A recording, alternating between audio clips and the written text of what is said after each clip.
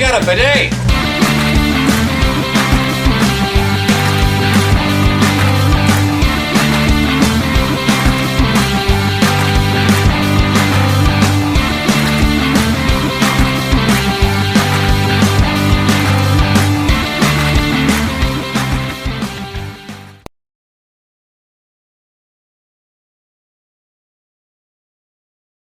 Hey everybody, and welcome back to another video. In today's video, we're talking about the new mini-series on Disney Plus called Tales of the Jedi. This is a new, like I said, very short amount of Star Wars content. We get 6 episodes, and the amount of footage is probably about 10 minutes a piece. A lot of them say, 15, 19 minutes, so on and so forth. But once you trim all the fat from the intros and credits, you're in for about 10 minutes a piece. When we first saw the trailer for this show, first impressions kind of gave us the thought of maybe it'd be talking about multiple origin type stories, but it turns out this one only deals with basically Ahsoka and Count Dooku, and then a handful of people that we know surrounding them. I'm going to do a deep dive of the episodes. There's not much to deep dive per episode just because it's so short. But we'll make sure that you guys get the gist of what's going on. Let's see. So we got 6 episodes, and like I said, they kind of focus on Ahsoka and Dooku. The first one kicks off right away with Ahsoka and kind of seeing, where she was straight from birth. We see baby Ahsoka, and so we get to see, where her family comes from, what the tribe looks like, the planet, all that good stuff. But the big takeaway from this episode is that Ahsoka, as a baby, is tagging along with her mother on a hunting trip. And the mom is successful in shooting the little beast that she was hunting, and it gets wounded. It doesn't die right away. And Ahsoka's mom basically is having Ahsoka watch as she explains, you need to witness death. You need to understand that this is a real thing. And then she puts the creature out of its misery, essentially, with a little blade. But as they're trying to wrap things up, a very, very big animal appears. It looks kind of like a saber-toothed tiger in a way, but Star Wars version, of course. And she has to face off with it. She does a couple of shots with her blaster rifle towards it, and that kind of alerts the village of, hey, something's going on that shouldn't be. And so they take off towards the noise, but ultimately what happens is that the animal picks up Ahsoka by the back of her shirt, so to speak, and takes off with her.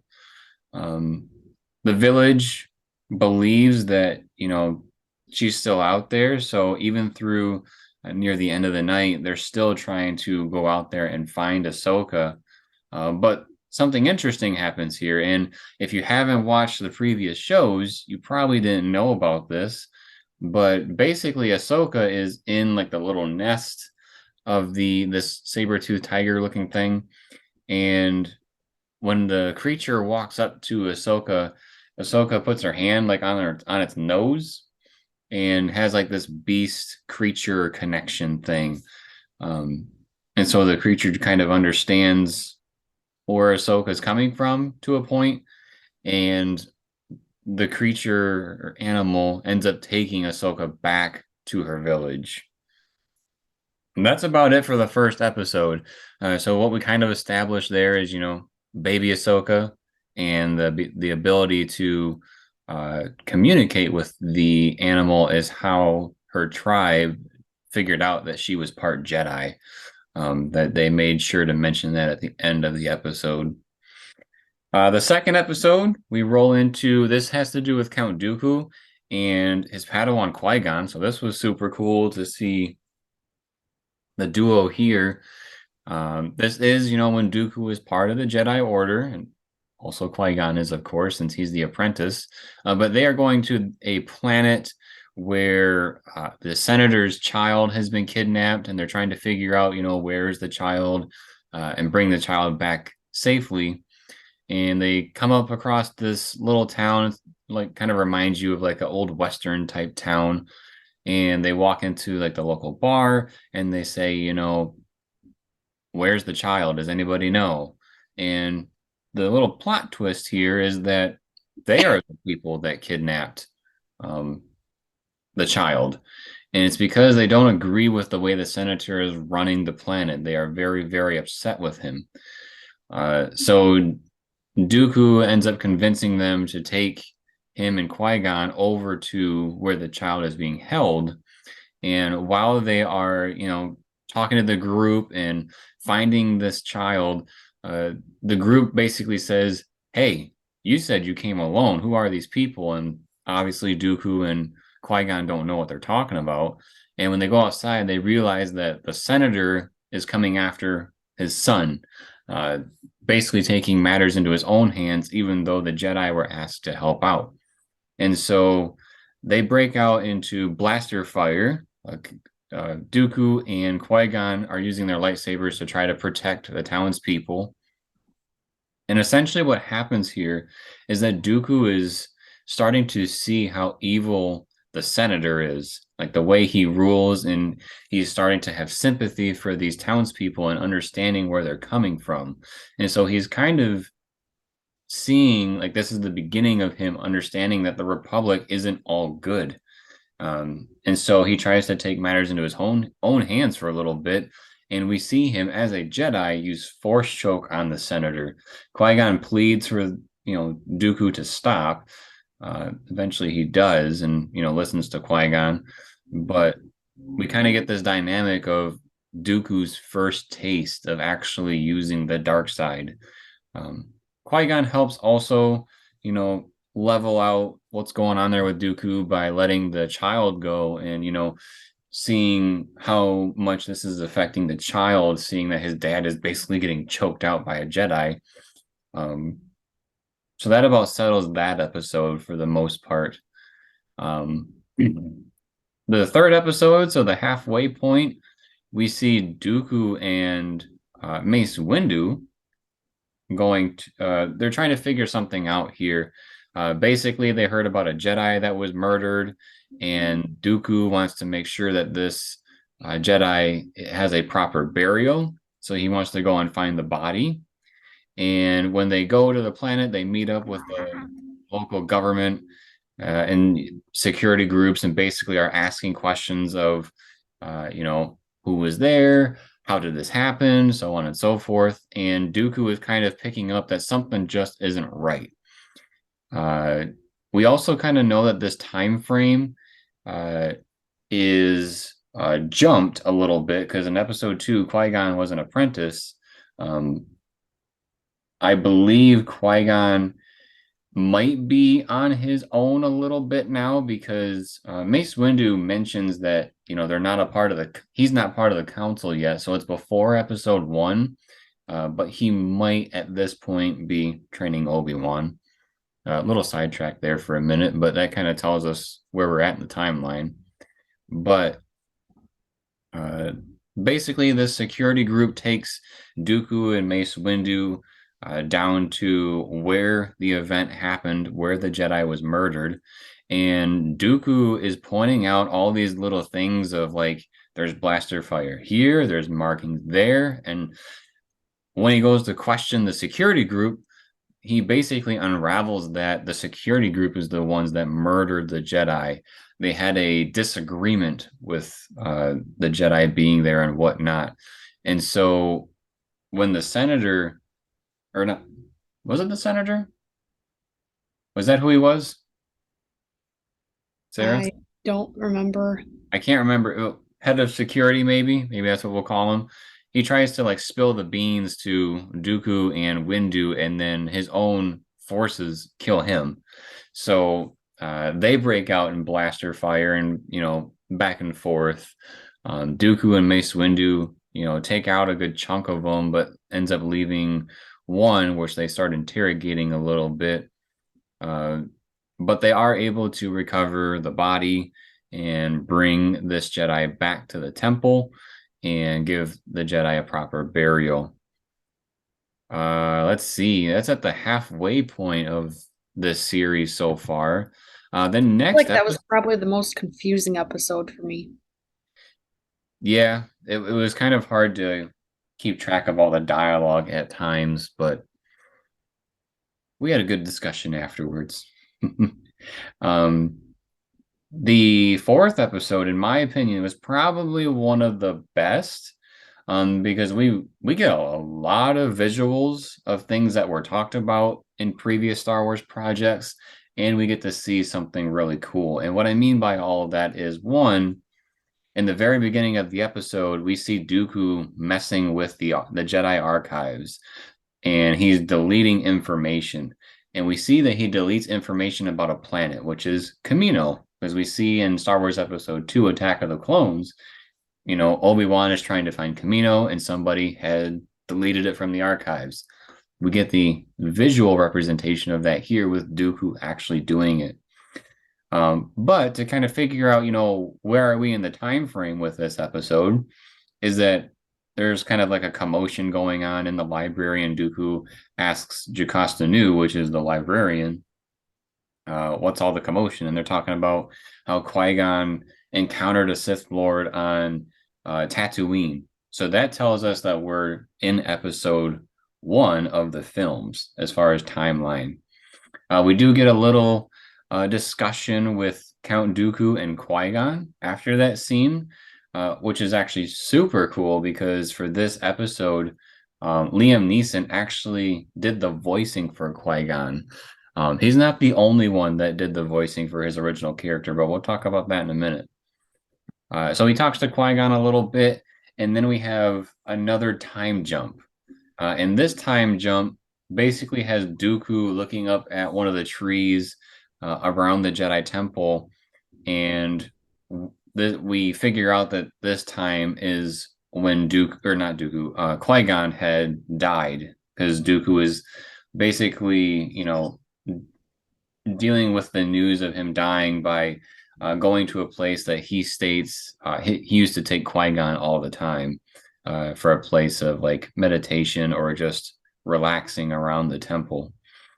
Uh, After hearing all this news, Dooku gets in a ship, and one of the big characters of this show in particular, for this episode, Yaddle, which is another character of the same species as Yoda.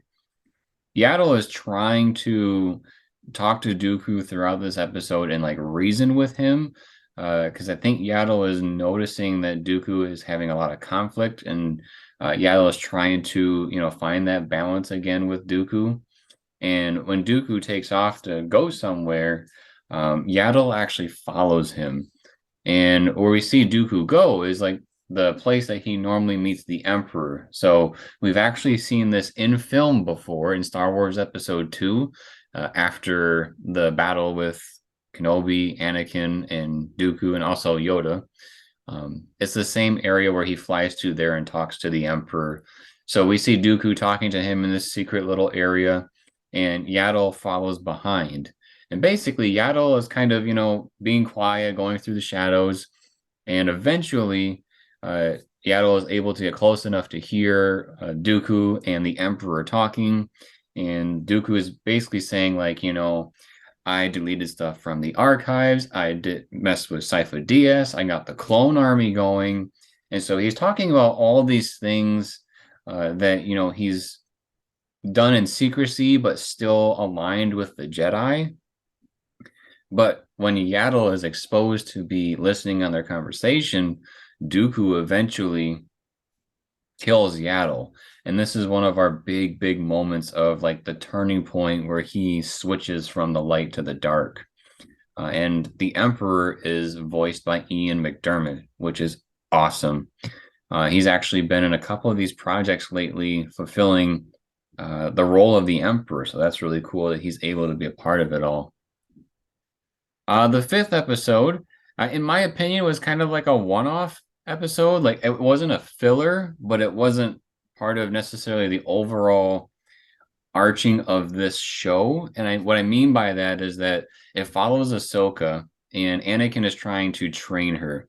And what's going on is he's saying, you're able to beat droids. That's great. Let's train with clones with defending yourself. And so the clones set their blasters to stun, and she has to predict, which one is going to fire. And so where does she have to block and all that good stuff. And, she gets tased quite a few times. And, Anakin, as soon as she comes back to consciousness, he's like, do it again. And so she has to repeatedly do this trial. Even after she fails, she basically does it right away again. But the point of this is so that she can train and be able to defend herself against people with brains, not necessarily just droids. And the big reason for this episode is we see near the end, it time jumps to the end of the Clone Wars show when Captain Rex is acting like Ahsoka is his prisoner when Order 66 is happening, and he takes her out into the hangar with a bunch of clones. And if I remember correctly, she has to defend herself in that hangar. So this is how it kind of brings full circle of why was Ahsoka able to defend herself as opposed to like the Jedi Masters that got slaughtered in um, Order 66. So this kind of gives us a little more substance to back that up with. The last episode was interesting as well. We see Ahsoka now on her own. She's kind of given up being a Jedi. She doesn't have her lightsabers anymore, as far as I know. Um, and she's living on this like farmland. And one of the people in the group knows that she's a Jedi and turns her into the Empire. And we see an Inquisitor come out, which is basically the Dark Lord that looks like they're new, or Sith Lord, whoever, whatever you want to call it. I did not know it was an Inquisitor from the trailer, but this Inquisitor arrives, has like this creature skull type mask, and is, trying to kill Ahsoka. Well, Ahsoka doesn't have any lightsabers, so we actually see her take this person down just by taking their lightsaber and killing them.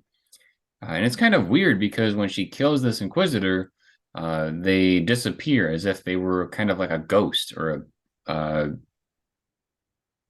wouldn't say that they're going to become a Force ghost because that's for Jedi, but it was weird how they just kind of disappeared. They weren't just a person like the Grand Inquisitor from Kenobi and Rebels and stuff.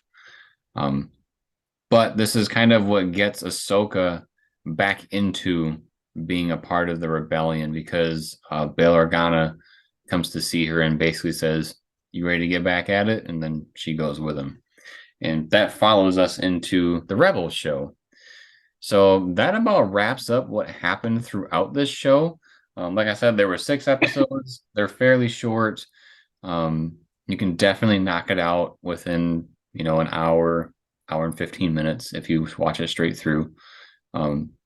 But that's what happened. So let's talk about some of our thoughts. We had different opinions after watching the show. So I'll let Sarah talk about her thoughts first. This was not really a show for me. And if you've seen our other discussions, maybe it's not a surprise to you either that I wouldn't like this particular show. But my reasoning is it wasn't what I was expecting because, like Jeremy mentioned earlier, we thought it was going to be about a bunch of different Jedi. And I did rewatch the trailer after we watched this just to kind of like remind myself because it'd been so long since I'd seen the trailer, like what did they give us to go off of? And one of the things that I saw in the trailer that I thought was kind of odd, and I asked Jeremy afterwards, what does this mean? And he didn't really have a great answer. Maybe you do now, maybe you've had a chance to think about it, which is that they talk about 2 Jedi, one destiny. What is that one destiny? I don't Um, know personally. I, but that is what they said, right? It is what they said. So Maybe they're just trying to uh, give more understanding of, the destiny of their arcs in the Skywalker saga. I don't know. maybe their destiny is that they're That would be at my Google some answer. point not just straight up Jedi, because isn't she not pure Jedi. She's like, She's a gray Jedi at the yes, end of the show. that's what I was trying to get at. And, at some point, he's not good and he's not evil. There's some sort of crossover point in between. So maybe that's what they're getting at, is that neither one of them really know what they're doing. I don't know. Um, but the other reason why I wasn't a super fan of this, I think, is that they were too short. I get that they're short on purpose. They're called shorts for a reason, but there wasn't enough time for them to tell the story properly for somebody who doesn't know 100% of everything about Star Wars. What I mean by that, I'll give you an example, is when they said they met a Sith Lord at Tatooine. Is Mm. that how they described him? So you knew right away that was Darth Maul. I had no idea who they were talking about. That didn't tell me anything about what timeline we're in, who it is, nothing. It just gave me nothing. So while it was a really cool thing for you to find out, I just thought it was kind of boring because who is this person? I didn't get to see him. They didn't describe him. We didn't know if it was a boy or a girl, an alien, a person, whoever. Like it gave me nothing to visualize other than somebody evil. Um, that's just one example of, a situation where if you know Star Wars and you really know it, you're gonna love this show. But if you don't know everything, I feel like you're just gonna be so lost because they tried to cram so much into these really tiny episodes that if you don't have that background, you're just gonna struggle. At least that's my opinion. There were some things that I thought were cool. Don't get me wrong. The first episode with Ahsoka being a baby, she was super cute, first of all. But the sequences with her with the animal, and I did not know that she had the ability to talk to animals. That's another situation where Jeremy knew or could understand that or figure that out before I did.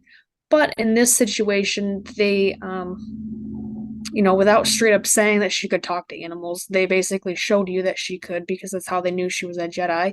So that was a more cool way of telling us, I guess. I don't know how to really describe that, but something that I enjoyed was that whole sequence and that short. Um, and then the last one I think was probably my other favorite one of the six, just because seeing her, it very much reminded me of the Obi-Wan show where, he was just trying to be normal. He didn't want anybody to know that he was a Jedi. But with her, she kind of revealed herself by trying to save somebody because somebody was going to get hurt. And then seeing that Inquisitor and having that, little duel or sequence of them fighting, I thought that was pretty cool. So there's definitely some cool parts in here if you can just kind of nod your head and go along with the story. Do you know what I'm saying In a at way, all? I'm just waiting for my turn, that's all. Go for it. So I think there's definitely um, some agreement that I have with Sarah. I also have some disagreements as well. I will preface with this show is a little hard to follow with so many time jumps. I think that's one of the big things about this show where if you, like Sarah said, if you don't know certain things about Star Wars, this is probably not where you want to start. If you don't know anything about Star Wars and you hear about this show that people are enjoying quite a bit, and you're like, man, I gotta go watch that, especially if I can get some cool Star Wars stuff like within an hour, don't do it. It's a very bad idea because you'll be very confused. Um, there was very, very subtle social cues, so to speak, that you had to be able to pick up on. Like when they mentioned Darth Maul, that Qui-Gon was fighting. I know they said Sith Lord on Tatooine, but I can guarantee if they said, "Oh, some guy from Dathomir," because that's his species, I don't think people would understand that either. Maybe if they said horned being or something that Qui Gon encountered, but there's only one Sith that I believe he has encountered on film and on Tatooine. So that's kind of how I connected all the dots. But with these episodes being super short and they're trying to accomplish a lot of uh, basically filling in the gaps of different Star Wars pieces. Like we were trying in my opinion, the point of this show was to show Dooku's turn. I really think Ahsoka was kind of just thrown in there, just because one of her episodes, the training montage, that was kind of just like a this is why she survived Order 66. It really didn't, she didn't really have an arc, so to speak, in this show. She had a this is where she's from, this is why she survived Order 66, this is how she got back into the rebellion. But it didn't really add anything to her character, in my opinion. Whereas Dooku, we actually got to see the first time that he was really starting to struggle. We saw the first Jedi that he slaughtered. Um, and we actually saw him doing some of the shiesty stuff with deleting things from the archives. That was another cool thing I was going to mention that I forgot was that it was really neat getting to see Yaddle because for me that was the first time seeing her in film. I think this was the first time everybody's seeing her in film. Well, I take that back. She's in episode one, but she's just sitting on the council. She doesn't actually say anything. Um, One thing I do want to point out, and this is the Star Wars nerd in me, is that when I was watching one of these episodes, I think I figured out a continuity issue, and it's very, very small. It's really not that big of a deal. But if I'm wrong, I would love to have people comment and let me know, where this was fixed somewhere along the line. Like, why is it the way it should be? But in the beginning of episode three, which is when Mace Windu and Dooku are heading to a planet, Mace Windu is talking about, we can't do certain things, like we can't make the decisions because we're not on the council. So what that tells me is that this is before episode one, and Mace Windu is not on the council, which he is in episode one.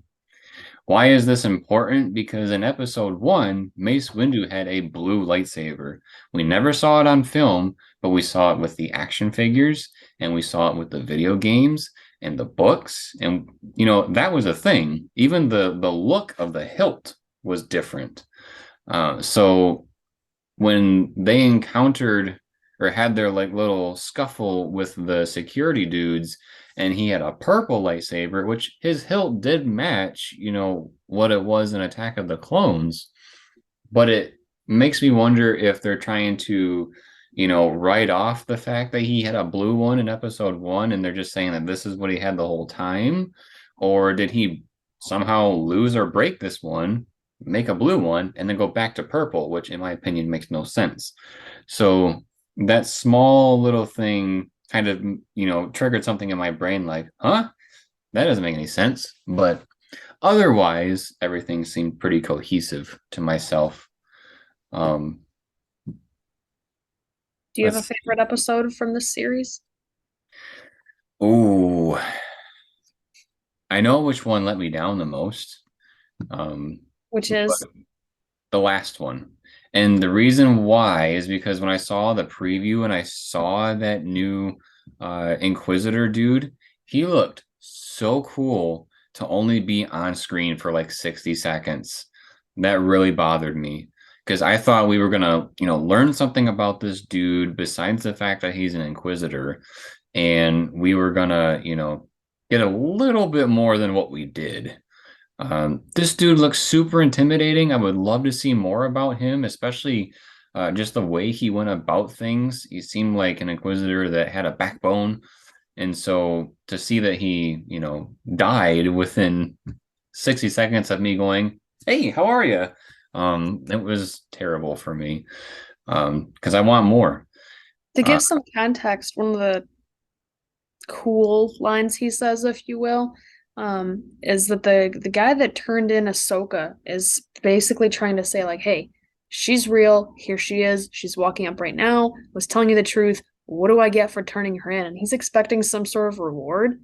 And the Inquisitor is basically like, you get death. And he's like about to kill the guy. And Ahsoka saves the kid, so he doesn't actually die. But like, it's just so evil to, like, your reward is death. Here you go. Yeah, like I hands down, I'm not trying to throw shade, but this dude as the Inquisitor for 60 seconds, I think was better than all of them that were in Kenobi. Just just the way he was portrayed and I don't know, I thought it was really cool.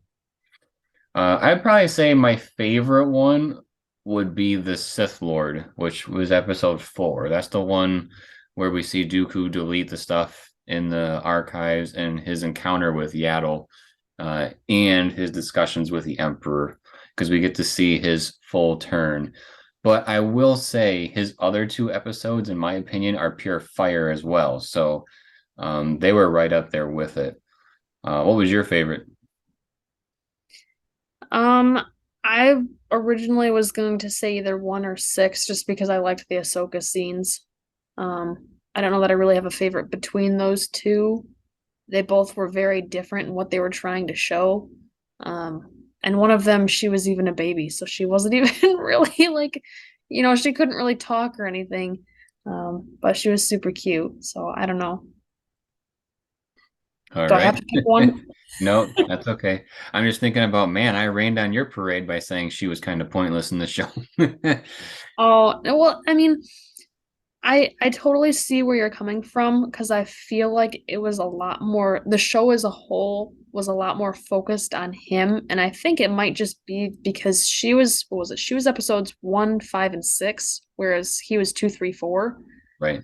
So by having his all in a row like that, I felt like it helped his story be a lot more cohesive, even if there were time jumps and things like that, whereas hers was a lot more broken up. And because one of them she was a baby in, so that doesn't, the whole point of that episode, aside from showing you like her homeland, was just, hey, she's a Jedi. This is how they found out that she's a Jedi, which is cool. But that was like the last 10 seconds of that episode was them saying she's a Jedi. So there's not a whole lot of character building for her in that episode. Um, but where I'm coming from, where a lot of the character building in this show was stuff that I didn't fully understand, I'm gonna look for the cute stuff, which is why I liked the first one. And the last episode, it really wasn't cute per se. It was just, I guess, neat to see her, getting some real action. I haven't seen the main shows that she's been in, aside from like, when she was in Mandalorian, which is not her main show. So I haven't gotten to see a whole lot of her doing fighting action. Um, I don't know. I just thought Yes. it was interesting. Sarah has some homework to start watching, the Clone Wars and Rebels. Um, One thing I want to also mention about this show that blew me away, I think Sarah had a little bit of a differing opinion, but was the animation. Oh my goodness, the backgrounds looked phenomenal. The colors were vibrant. Um, Obviously, the characters are still in the Clone Wars style, so I'm not expecting, God of War graphics here in the Tales of the Jedi show, um, because they stay true to their style. But I thought that the visuals were very, very impressive, in my opinion. It's funny you bring up God of War because one of the things I said to you when we were watching this show, or maybe I said it after, is that it felt like a lot of these scenes or episodes were cutscenes from a video game because that's the level of animation I was basically seeing. There were some really cool scenes, and like you mentioned, in the last episode when her little town was on fire, and it was a hay farming town, so hay burns really quickly, so there's lots of fire, right? Like the whole area is on fire. So there was some things that were kind of cool to see and looked more photorealistic, if you will, while staying true to that style. The I don't really agree with you on the color. I feel like that first episode where she's in her homeland and it's a lot of forest, it's very green and vibrant and bright colors, but most of the rest of the show I felt a lot of muted tans, browns, and grays. It wasn't super colorful for the most part, from what I noticed. Um, and there was one episode in particular where I feel like their facial structures for some of the characters was just, I'm gonna be brutally honest here. It was bad. I did not like it. I don't know if it's just this. Jeremy tried to tell me it's just the style. You guys tell me in the comments if you think I'm right. If you think I'm wrong, let me know. I don't care. um, but like the episode in particular that I am going to focus on that I thought was like, ooh, that could have been better was number two. Um, the scene where they're going into the bar of the or the tavern. Okay, there's a lady where she's just got a super blocky face. Jeremy tried to tell me it's because, it's a kind of a dirty town, or maybe the people are less well off, so maybe they don't bathe as often or something. I don't know because, I don't know what town they're in.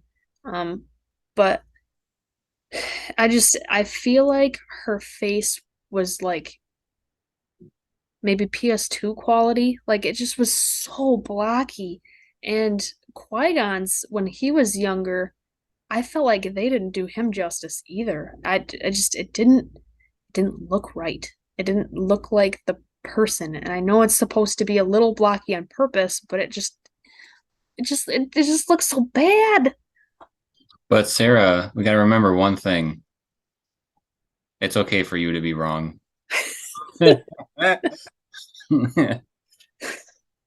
we're all here to support you. Um, There yeah, were some characters where they looked pretty good. I'm just saying Dooku when Dooku when looked a lot better off than Qui-Gon. I feel like they did Dooku more justice than Qui-Gon. when episode two started playing, I knew that was Qui-Gon right away. So I'm just saying, looked like a young Liam to me. It didn't sound like a young Liam, I will say that part, but it did look like a young Liam Neeson in Clone War style. I had no idea who it was until you told me. Well, open your ears. Open um, my ears, you said it didn't sound like him. Not his voice, but when Dooku said Qui-Gon, that's him. Well, he didn't say that right away, I don't think. I don't know. Check the film. It's under further review. I don't remember anymore. I just know it didn't. I don't think they did him justice. I think they could have done better.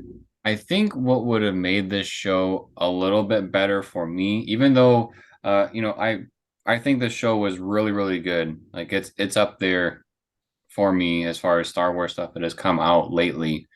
Um, I think what they should have done is that they should still keep it called Tales of the Jedi, but I think each season should have been a new character. So like I think they should have focused just on Dooku and done like 6 episodes, give us a little bit more of him, so to speak, and then do like 6 episodes of Ahsoka where her story actually has an arc to it. At least I feel that it has more of a point to her arc as opposed to just filling us in with information of, oh, hey, by the way, she did this. Oh, hey, by the way, this is why she could do this. I think it would be a better flow of story if uh, they're able to be flushed out a little bit and maybe avoid some of the such drastic time jumps. Because a lot of times, even if you don't pick up on the cues of like Darth Maul, for example, like how it went from basically a time of Mace Windu not being on the Jedi Council, and then the next episode he is on the Council. Really, the only thing that we got out of that was that Dooku had a bigger beard and Qui-Gon was older. So, there are subtle things, but it might help to flush it out a little bit. I totally agree with you there, and that reminds me of another thing I was going to bring up was that in terms of expectations, even aside from the two Jedi, one Destiny, just the show showing both of them, I kept expecting their paths to cross at some Yeah. point, and they don't.